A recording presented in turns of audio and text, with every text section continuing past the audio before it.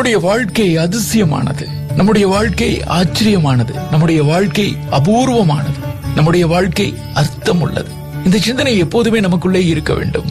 நம்முடைய வாழ்க்கை உத்தமமானதுதான். அதனால்தான் இன்றிலிருந்து இப்பொழுதிலிருந்து நம்முடைய வாழ்க்கையை மட்டுமே நாம் வாழ்ந்து பார்க்க வேண்டும் என்கிற எண்ணத்தை அது நமக்குள்ளே உருவாக்கும்.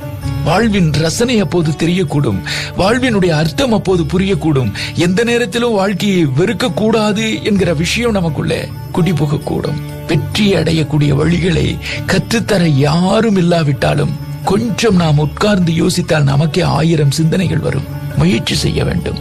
இன்று நாம் செய்த தவறுகளை மன்னித்து எல்லோருக்கும் எல்லா நன்மைகளும் கிடைக்க அருள் புரிய வேண்டும் என்று எழுகிற பொழுது அந்த பேராற்றலிடம் வேண்டிக் கொண்டு கிடைத்த இந்த வாழ்க்கையில அற்புதமான ஒரு வாழ்க்கை இருக்கிறது, அதை நாம் அழுத்தத்திற்கு ஆனந்தத்திற்கு உள்ளாக்க வேண்டும் என்று எவர் ஒருவர் எழுகிறாரோ அவர் எப்போதும் எழுந்து உயர்ந்தே நிற்கிறார்.